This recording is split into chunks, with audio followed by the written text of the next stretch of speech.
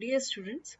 आज हम एक बहुत ही important topic Carnot cycle and its efficiency के बारे में किस प्रकार से क्वेश्चन पूछे जा सकते हैं, उसका हमें किस प्रकार से आंसर करना है उसके बारे में देखेंगे। कार्नोट साइकिल, जैसा कि आप जानते हैं कि जो फ्रेंच इंजीनियर सैडी कार्नोट थे, उनके अकॉर्डिंगली थर्मल एनर्जी को मैकेनिकल एनर्जी में जो कन्वर्जन था उसके बारे में इसमें बताया गया था। बेसिकली उन्होंने ये कहा था कि जो भी एक रिवर्सिबल जो साइक्लिक प्रोसेस है उसको यहाँ पर उन्होंने यूज में लिया था, और इस रिवर्सिबल जो साइकिल है उसके थ्रू उन्होंने ये बताया था कि किस प्रकार से जो हीट है, ऊष्मा है, उसका मैक्सिमम कन्वर्ट कर सकते हैं हम उसको वर्क में। So maximum basically this cycle was just to show or to demonstrate the maximum convertibility of heat into work, कि जो ऊष्मा का अधिकतम किस प्रकार से रूपांतरण किया जा सकता है कार्य के अंदर, इसको शो करने के लिए, इसको दर्शाने के लिए कार्नोट एक रिवर्सिबल साइकिल जो है उसको, यानी कि उत्क्रमणीय जो साइकिल है उसको उन्होंने दर्शाया था, डिमॉन्स्ट्रेट किया था। तो 1824 में इन्होंने सबसे पहले ये एक बहुत डिटेल में उन्होंने डिस्कशन किया था कि किस प्रकार से हम ये कर सकते हैं, कन्वर्ट कर सकते हैं हीट को वर्क के अंदर। और उन्होंने जो एक साइकिल यूज में ली उसके अंदर बेसिकली ये जो आइडियल गैस लिया, सिस्टम जो है उसके अंदर 1 मोल आइडियल गैस ले ली, आदर्श गैस ले ली, and which is subjected to a series of 4 successive operations. For example, यहाँ पर अगर हम देखें, if we start from point A, अगर हम यहाँ पर ए पॉइंट से स्टार्ट करते हैं जहाँ पर उस गैस का प्रेशर P1 और V1 है, तो इस प्रकार यहाँ से जब हम स्टार्ट करते हैं तो सबसे जो पहला ऑपरेशन है वो है आइसोथर्मल एक्सपेंशन, यानी कि समतापीय प्रसार। आइसोथर्मल एक्सपेंशन के अंदर उन्होंने गैस जो P1 से P1 प्रेशर और V1 वॉल्यूम पे थी, इसको अलाउ किया एट कांस्टेंट टेम्परेचर एक्सपेंशन के लिए, और अब इसका प्रेशर जो है वो हो गया P2 और V2, और जो टेम्परेचर यहाँ पर जो लिया था कम में वो था T2 टेम्परेचर। इस प्रकार हम देख सकते हैं कि यहाँ पर प्रसार हुआ है। प्रसार हुआ है तो यानी कि कुछ हीट एब्जॉर्ब की होगी सिस्टम ने, और वो जो अमाउंट ऑफ हीट है उसको यहाँ पर Q2 लिया गया, कि अगर हम ये मान लें कि जो भी अमाउंट ऑफ हीट एब्जॉर्ब है इस प्रोसेस के अंदर अगर वो Q2 है और इसका जो टेम्परेचर है वो T2 है, तो यहाँ पर आइसोथर्मल एक्सपेंशन ऑफ गैस हुआ है P1 से लेकर P2 V2 तक, बी पॉइंट तक। बी पॉइंट के बाद आने के बाद नाउ नेक्स्ट जो ऑपरेशन, जो नेक्स्ट स्ट्रोक उन्होंने लिया वो है एडियाबैटिक एक्सपेंशन। एडियाबैटिक एक्सपेंशन यानी कि यह है रुद्धोष्म प्रसार। रुद्धोष्म प्रसार, जैसा कि आप जानते हैं कि यहाँ पर Q का मान जो है वो 0 हो जाएगा, तो उस स्थिति के अंदर मतलब जो सिस्टम है यहाँ पर कोई ऊष्मा का आदान प्रदान नहीं होगा। अब बी पॉइंट से इसको एक्सपेंड होने दिया और फाइनली गैस पहुंच गई अब सी पॉइंट पर। इसका जो प्रेशर और वॉल्यूम है P2 V2 से अब वो हो गया P3 V3 तक। अब सी पॉइंट से गैस को आइसोथर्मली कंप्रेस किया गया, यानी समतापीय संपीड़न किया गया। समतापीय जब संपीड़न किया गया तो नेचुरली जो हीट है वो सिस्टम के द्वारा सराउंडिंग को दी गई, बाहर निकाली गई, और यहाँ पर अब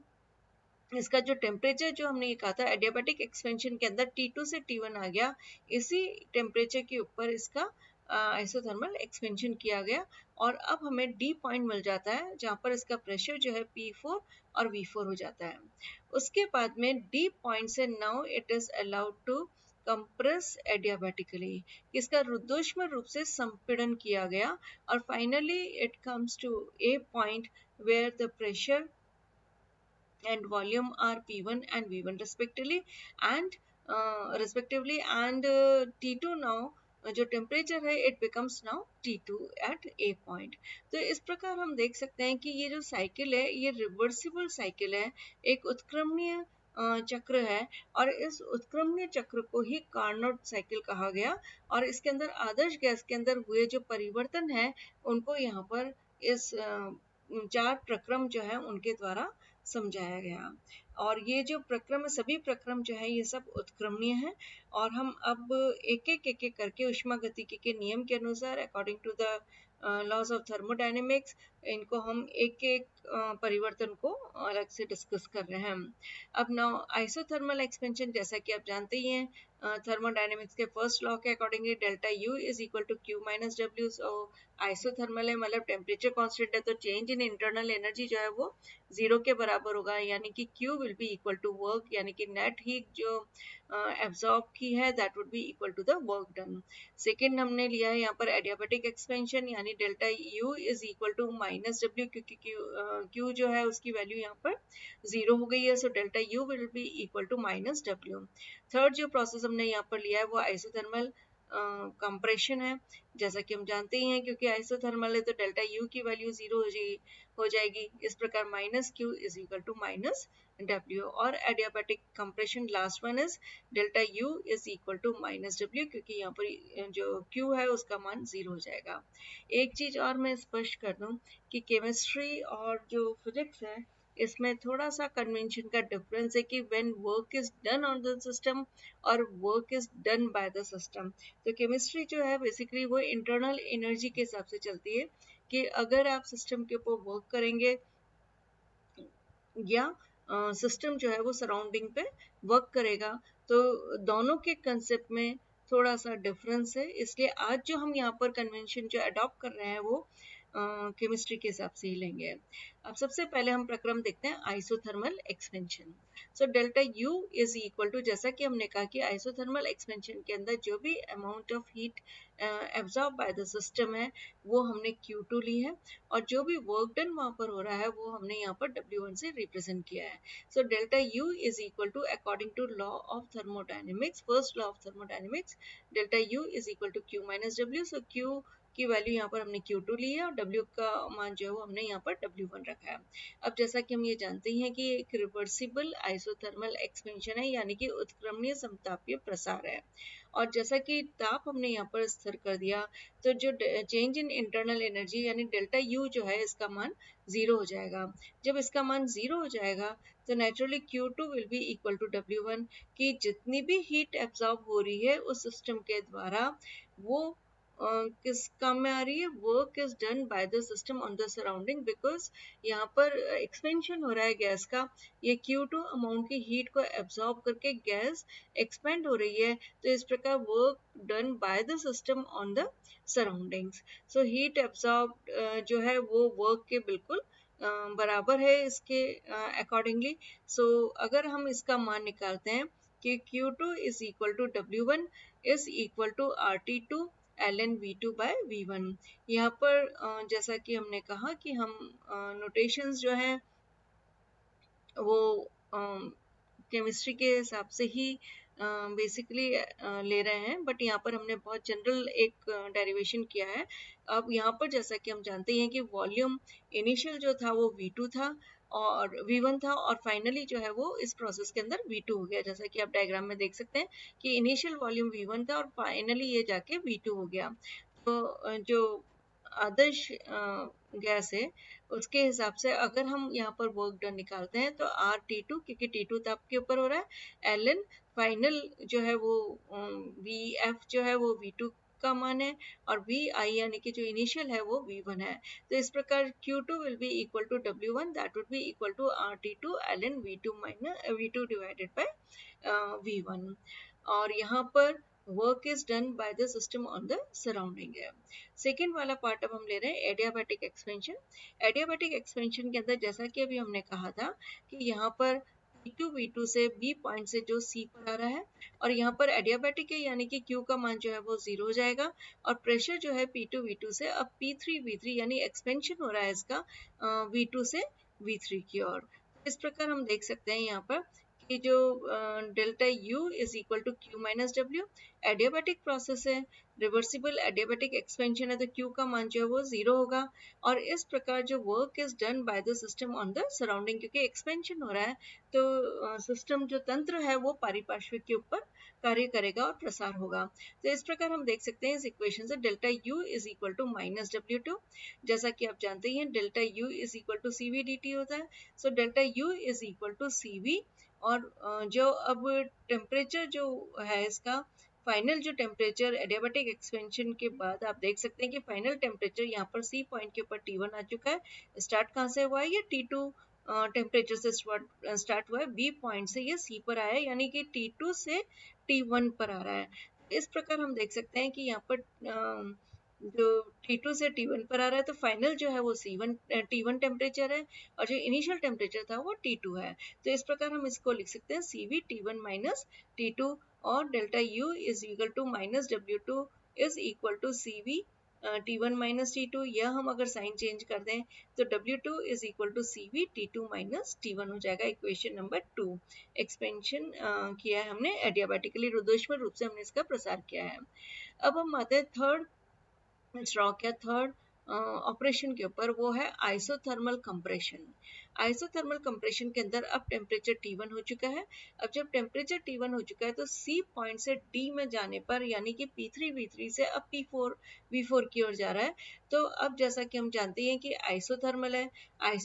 है, यानी कि यहाँ पर डेल्टा U जो है इसका मान जो है वो 0 हो जाएगा। सो नाउ क्योंकि हम कंप्रेस कर रहे हैं, इसको संपीड़ित कर रहे हैं, तो work is done on the system, और जो भी हीट वहां पर प्रोड्यूस हो रही है that is given out to the surrounding. तो जो हीट हमने सराउंडिंग को दी है वो क्या है, यहाँ पर Q1 है, क्योंकि अब हम यहाँ पर क्या कर रहे हैं, आइसोथर्मल कंप्रेशन कर रहे हैं। तो इस प्रकार minus Q1 is equal to minus W3, और minus W3 is equal to again now final जो वॉल्यूम है वो V4 है, और जो इनिशियल वॉल्यूम था वो V3 था। तो इस प्रकार से हम इसको लिख सकते हैं RT1 ln V4 bye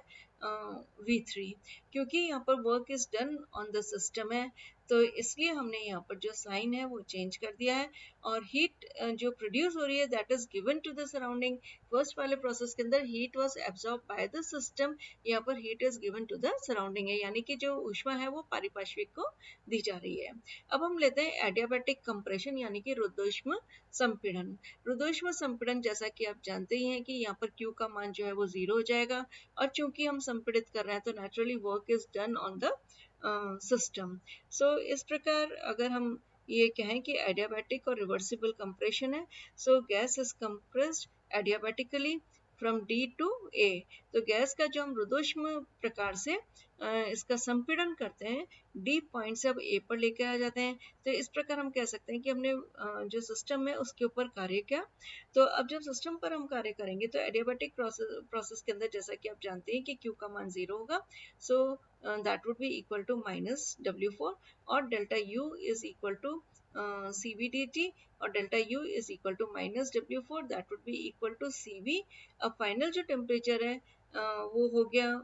T2, और जो इनिशियल था वो T1 था, क्योंकि D से हम A की तरफ जा रहे हैं, तो D पर टेम्परेचर था T1 और A पर वापस टेम्परेचर हो गया T2। तो इस प्रकार से हम साइन चेंज कर सकते हैं, W4 is equal to minus CV T2 minus T1। तो इस प्रकार हम देख सकते हैं कि हमने चार इक्वेशंस के थ्रू टोटल जो अलग अलग प्रोसेसेस के अंदर जो वर्क हो रहा था उसको हमने यहाँ पर उसके लिए हमने इक्वेशन निकाली है। तो अब हम नेट वर्क डन और नेट हीट एब्जॉर्ब जो है उस सिस्टम को भी यहाँ पर वो भी यहाँ पर हम कैलकुलेट कर सकते हैं कि कार्नोट साइकिल के अंदर कि टोटल वर्क डन कितना हुआ और टोटल जो हीट एब्जॉर्ब हुई है वो कितनी भी है। Now net work done by the gas in the cycle, इस चक्र के अंदर जो गैस के द्वारा किया गया टोटल कार्य है वो किसके बराबर होगा। सो W cycle is equal to W1 plus W2 minus W3 W minus W4। ये हम इक्वेशन 1 2 3 4 के द्वारा ले लेते हैं कि यहाँ पर जो जो भी वैल्यूज हैं उनको हम सब्सटीट्यूट कर देंगे 1 2 3 4 इक्वेशन से। सो इक्वेशन नंबर 1 में W1 बराबर था RT2 ln V2 by V1, और W2 बराबर था CV T2 माइनस T1 के बराबर, minus W3 was equal to RT1 ln V4/V3 और इसी प्रकार माइनस जो W4 था that was equal to minus CV T2 minus T1। तो इस प्रकार हम देखते हैं कि हमारे पास ये सभी की वैल्यूज आ चुकी है और अब हम यहाँ पर इनकी वैल्यूज जो है वो सब्स्टिट्यूट कर दी है हमने और सब्स्टिट्यूट करके हम देखते हैं कि जो फर्स्ट और ये जो सेकंड टर्म और फोर्थ जो टर्म है वो कैंसिल आउट हो जाएगी, तो फर्स्ट और जो थर्ड टर्म है वो यहाँ पर आ जाएगी। So RT2 ln V2/V1 plus RT1 ln V4/V3 that would be equal to RT2 ln V2/V1। अब हमने यहाँ पर साइन चेंज कर दिया, माइनस RT1 कर दिया, तो ऊपर यहाँ पर V3 आ जाएगा और यहाँ पर V4 आ जाएगा। जैसा कि आप जानते हैं कि एडियाबैटिक एक्सपेंशन और एडियाबैटिक कंप्रेशन यानी कि रुद्धोष्म प्रसार और रुद्धोष्म जब संपीड़न किया जाता है आइडियल गैस का, तो उस स्थिति के अंदर डेल्टा U का मान जो है वो माइनस W के बराबर हो जाता है क्योंकि Q का मान जो है यहाँ पर 0 हो गया है। तो इस प्रकार हम देख सकते हैं कि पहले T2 से T1 की तरफ गया CVDT, so that would be equal to V2 से जो हम आगे ले रहे हैं वॉल्यूम वो क्या लिया हमने कि रुद्धोष्म हम प्रसार ले रहे हैं, तो वहां पर V2 से V3 हो गया था और इस प्रकार वहां पर P मल्टीप्लाई बाय DV हो गया था। तो रुद्धोष्म जो हमने प्रसार लिया वहां पर T2 से T1 हुआ टेम्परेचर और वॉल्यूम जो है वो V2 से V3 हुआ। So CV ln T2/T1 is equal to R ln V3/V2 क्योंकि यहाँ पर हमने संपीड़न किया है, तो इस प्रकार हम लिख सकते हैं कि V3/V2 हो गया और CV इज इक्वल टू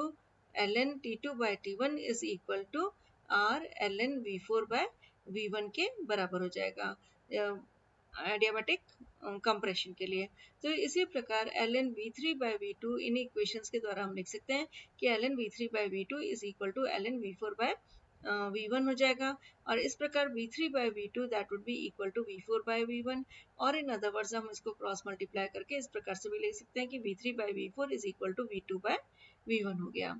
तो अब हम जो हमारे इक्वेशन मिली थी RT2 ln V2/V1 minus RT1 ln V3/V4, इसकी जगह अब हम यहाँ पर वैल्यू सब्स्टिट्यूट कर देते हैं which comes out to be minus RT1 ln V2/V1। So अब यहाँ पर कॉमन निकालेंगे हम R और ln V2/V1, तो अंदर आ जाएगा यहाँ पर T2 माइनस T1 इस इक्वेशन के द्वारा। अब इसी प्रकार हम नेट हीट एब्जॉर्ब भी निकाल सकते हैं कि आइडियल गैस ने कितनी हीट एब्जॉर्ब की इस पूरे कंप्लीट साइकिल के अंदर। So that would be equal to Q2 minus Q1 और that would be equal to equations के द्वारा हम इसकी वैल्यू लिख सकते हैं, बिल्कुल सेम आई है कि नेट वर्क डन जो है वो that would be equal to the net heat absorb. So इस प्रकार से Q RT2 ln V2/V1 जैसा कि हम जानते हैं कि अगर हमने यहाँ पर साइन माइनस लगा दिया तो ये V3/V4 हो जाएगा और अभी हमने जैसा कि वर्क डन के अंदर देखा ही था कि यहाँ पर ये जो मान है ये V2/V1 के बराबर है, तो इसी प्रकार हमें भी ये इक्वेशन अगेन प्राप्त हो जाएगी। So Q is equal to RT2 minus T1 ln V2/V1। इस प्रकार से हम देख सकते हैं कि जो साइक्लिक प्रोसेस है, जो चक्रीय प्रक्रम है, उसकी ये असेंशियल कंडीशन है, ये बहुत इंपॉर्टेंट कंडीशन है इसकी कि जो भी नेट वर्क डन है that is equal to the net heat absorbed, कि जो भी यहाँ पर किया गया कार्य है वो जो नेट हीट एब्जॉर्ब्ड है कि कुल जो ऊष्मा यहाँ पर अवशोषित हुई है उसके बिल्कुल बराबर होना चाहिए साइक्लिक प्रक्रम में। यही इसकी एसेंशियल कंडीशन है, जो आवश्यक शर्त है वो यही है। अब अगर हम W और जो नेट वर्क डन है बाय द सिस्टम और Q2 जो quantity of heat absorbed at high temperature T2 है, अगर उसके मध्य में संबंध निकालना चाहे तो हम इस प्रकार से निकाल सकते हैं। Relation between W work done by the system and the quantity of heat absorbed at high temperature किस प्रकार से कोरिलेट कर सकते हैं। So Q is equal to T2